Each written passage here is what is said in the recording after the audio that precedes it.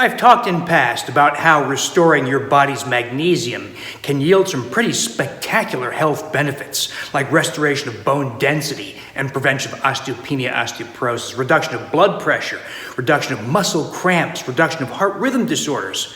But why has magnesium deficiency become such a universal, widespread phenomenon in Americans?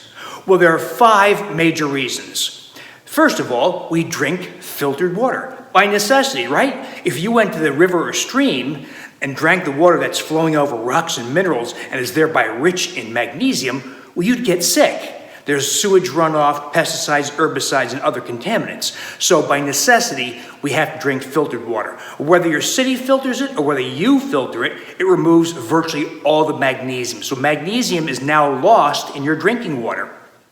Modern produce, vegetables and fruit, because of modern farming techniques, larger high-yield strains and high density of planting has depleted soil nutrients. So it's not uncommon for, say, a green pepper or cucumber to have 30 to 50% less magnesium than it had in, say, 1970 or 1960, sometimes even more than that.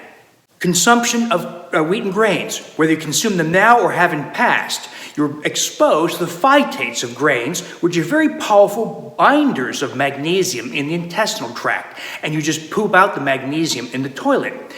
Ironically, dietitians, doctors, lots of people who tell you eat whole grains for the magnesium content. Well, that's ridiculous. Grains are magnesium depleting. They are not a source. They are not a reliable source of magnesium because you don't absorb it.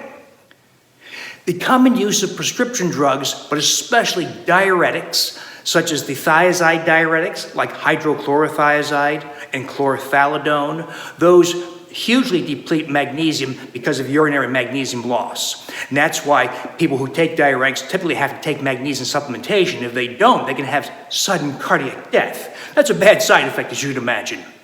The PPI class of drugs, the proton pump inhibitors that suppress stomach acid production, like Protonix and Prilosec and Acifex, those also cause magnesium depletion. Lastly, the epidemics of prediabetes and diabetes that now affects over 100 million Americans, of course billions of people worldwide, cause urinary magnesium loss, which adds further to magnesium depletion.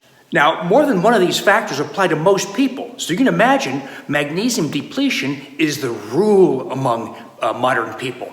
And it has very serious health implications. So if you want to restore magnesium, you can stop eating grains, of course, become a non-diabetic, non-pre-diabetic, eat organic foods whenever possible, have your own garden source if possible, avoid prescription medications that deplete magnesium.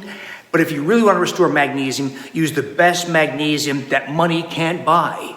And you find that recipe to make magnesium water in my Wheat Belly blog, my Wheat Belly Total Health book, Wheat Belly 10-Day Grain Detox, my Undoctored book, my Undoctored blog.